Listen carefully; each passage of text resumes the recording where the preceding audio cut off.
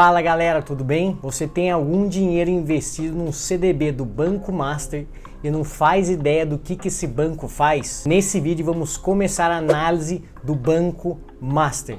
Meu nome é Lucas, do canal Irmãos Investidores. Primeiro passo, pessoal, é a gente entender o que o banco faz. O que ele é, um pouco da história, se a gente achar um pouco da diretoria. Então vamos para a tela do computador e eu vou começar digitando aqui no Google Banco Master RI, para a gente achar aqui o site de relação com investidores. A gente vem aqui no Banco Master, vamos aqui inicialmente começar com um pouquinho da história do banco.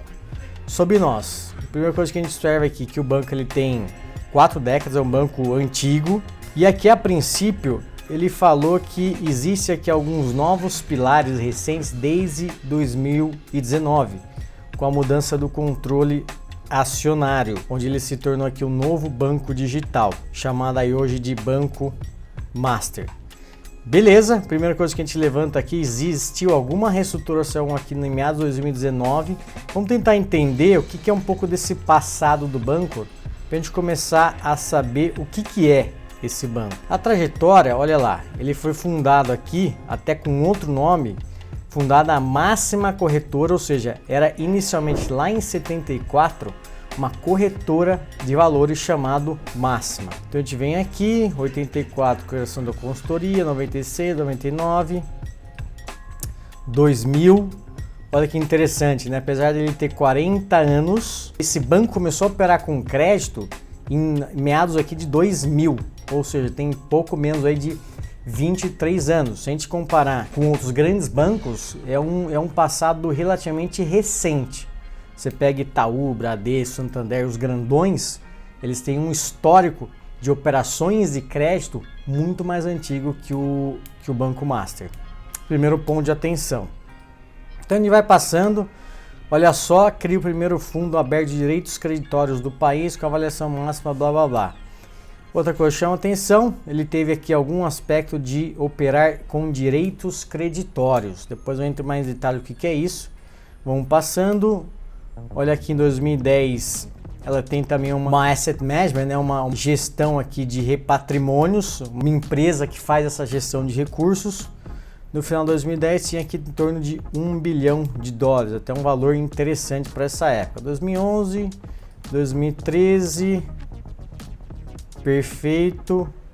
Aí olha que interessante, pessoal, quando a gente olha aqui na timeline, tem aqui um gap entre 2013 e 2019, são 6 anos, você vê que os outros aqui não era tão espaçado. Tem um gap que ele fala aqui em 19, em linha com o sobre nós que a gente leu lá para trás, uma mudança de controle acionário com a função de nova diretoria, novos produtos e nova infraestrutura. Aqui o que chama atenção inicialmente, meu amigo e minha amiga investidora, é que é um passado aqui recente. Vamos tentar entender o que aconteceu nesse período para a gente entender o porquê a partir de 19 houve essa reestruturação. Aqui no detalhe ele vai acabar não falando muito desse histórico, porque ó, a gente tem aqui para você, para a sua empresa, e aqui a gente tem diretas informações. Vamos tentar agora, o nosso querido Google, achar um pouco sobre esse conteúdo, que era o Banco Máxima, em 2016 a 19. Vamos abrir aqui alguns vídeos para a gente entender. Olha, Banco Máxima mudou de nome, agosto 21. Aqui também, olha que interessante, tem aqui uma boa notícia aqui do G1, que os diretores viraram réus por alguns crimes. Vamos ler aqui para entender. Aqui a mudança de nome, interessante o valor, uma boa fonte, vamos tentar ler aqui também. E aqui na Wikipedia, eu acho que aqui é o suficiente. Vamos lá, pessoal, vamos passar aqui um overview dessas principais notícias sobre o banco, focando um pouco nesse passado recente do porquê em 2019 mudou essa diretoria. Então aqui ele muda de Máxima para Master, né? E aqui ele fala assim, ó, com uma nova diretoria assumindo em janeiro de 2018, o Daniel Vorcaro mudou aqui o nome e tentando mudar a estratégia. Aqui tem uma certa entrevista aqui com a Invest News e aqui se pergunta. Então ele fala, mudança aqui de marca e é bem diferente de 2016 e 2016, que estava muito focado em crédito imobiliário. Opa, o que aconteceu com esse tipo de crédito nesse período? Então aqui ele comenta que eles têm focado mais em crédito pessoal e o consignado. Beleza, acho que aqui é o principal aqui dessa notícia. Vamos olhar também aqui, ó, do G1. Ex-diretores do Banco Master viram réus por crimes financeiros que teriam sido cometidos entre 2014 e 2016. Então aqui existe uma denúncia que detalha aqui algumas manipulações contábeis e prestações de informações falsas ao Banco Central pela divulgação aqui desses dados inverídicos nesse período. O que aconteceu nesse período? Aqui olha que interessante, o terceiro parágrafo tem aqui um quesito, o diretor-presidente do banco, que era o tal de Saul Sabah, parece que ele dissimulou, que ele enganou o nível de suficiência de capital do Máxima nesse período. O que é esse nível de suficiência? Existe um indicador chamado Índice de Basileia, que vai medir o quanto de patrimônio líquido, quanto que os donos do Máxima têm investido naquele banco em relação ao risco da carteira de crédito. Ou seja, quanto mais dinheiro ele tiver frente a esse risco de crédito da carteira que o banco opera, mais seguro ele é. Você concorda? Mais o acionista controlador tem um alinhamento de interesse em proteger, em operar bem aquele banco. E mais no sentido de solvência e de liquidez, esse patrimônio líquido poderia fazer frente a alguma situação de estresse na carteira de crédito. Então pensa bem, eu coloquei R$100 num banco e tenho uma carteira de R$1.000. Eu emprestei para um amigo meu. 100 sobre 1.000 é 10%. Esses 10% seria meu índice de Basileia, é o quanto que eu tenho alocado naquele banco sobre a minha operação de crédito. O Banco Central exige níveis acima de 11%, depois eu confirmo aqui na telinha o valor exato, para bancos aqui do tamanho do Master.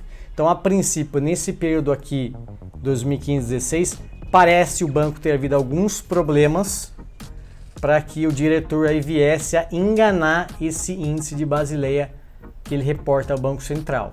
Aqui indo para o nosso terceiro artigo, também aqui no valor ele comenta dessa mudança. Então olha aqui, a gente tem mais ou menos, a gente tem de novo aqui um parágrafo interessante.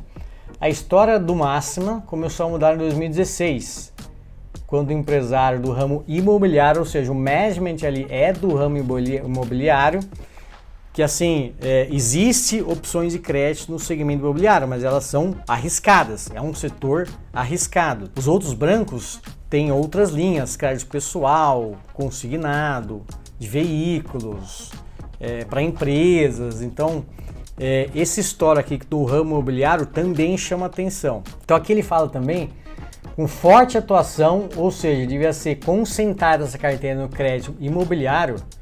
O banco sofreu com essa crise no setor e seu índice Basileia ficou quase zerado. Ou seja, mais um indício aqui, pessoal, que esse histórico recente, meado de 15, 16, o Banco Máxima, hoje Banco Master, teve sérios problemas, quase veio aqui a falência, operando com a carteira de crédito imobiliário. Tanto é que depois aqui os sócios aportaram ainda 400 milhões e parece que ainda teria um plano de 200 milhões. Isso a gente também vai conferir quando a gente olhar os números do banco. Então aqui ele fala que teve esse aporte e começou a mudar essa estratégia. Aqui em trás também ele fala o seguinte, eles tiveram que vender algumas carteiras. No final de 2020, uma carteira de crédito de 3,4 bilhões, 2 bilhões estavam em precatórios, como parte de uma estratégia para desfazer a carteira legada de crédito imobiliário. Então, ou seja, como eles quase quebraram com o crédito imobiliário, eles mudaram, opa, não quero mais operar isso, vou querer operar agora mais em consignado e crédito pessoal. Só que para isso eu fiz aqui uma estratégia de eu comprar aqui alguns precatórios para tentar compensar aí esse desfazimento da carteira de crédito imobiliário. Então teve aqui uma redução de carteira, isso é péssimo para um banco, né? Mas envolve essa reestruturação de estratégia. Beleza, pessoal, então quais são os principais insights para a gente começar a entender o Banco Master? Primeiro, é um banco antigo, tem aí mais de 40 anos. Segundo, teve ali no seu passado, entre 14 e 16, uma frustração de resultados, quase que entra numa falência, segundo os nossos artigos, tiveram aqui denúncias contra engano desses números que eles reportaram ao Banco Central no aspecto do índice de Basileia. Então, ou seja, lá nesse período, com a crise do setor imobiliário, se a gente for lembrar, 14, 15, 16, o CDI estava muito alto, os juros aumentou, a economia estava ruim, estava caminhando mal e o segmento imobiliário ele sofre. Logo, o banco que tinha concentrado uma carteira nesse segmento sofreu também. Ou seja, o capital que ele tinha alocado em relação a esse risco de carteira chegou a quase zerar. E um nível muito baixo, abaixo de 11%, o Banco Central já começa a imaginar uma reestruturação forçada daquele banco. Ou seja, por regulação, ele tem que manter um índice mínimo desse nível de Basileia. Além disso, meados de 2018, tiveram aqui algumas reestruturações da estratégia do banco, mudou aqui a diretoria, começaram a entrar em consignado, crédito pessoal, para tentar gerar mais lucro através dessa carteira do banco. Então, pessoal, no próximo vídeo, a gente vai continuar com a análise do Banco Master e vamos entrar com um pouco mais de detalhe nos números desse banco. O que ele tem de carteira, como que ele se financia, indicadores de resultado. Nos vemos lá, um grande abraço.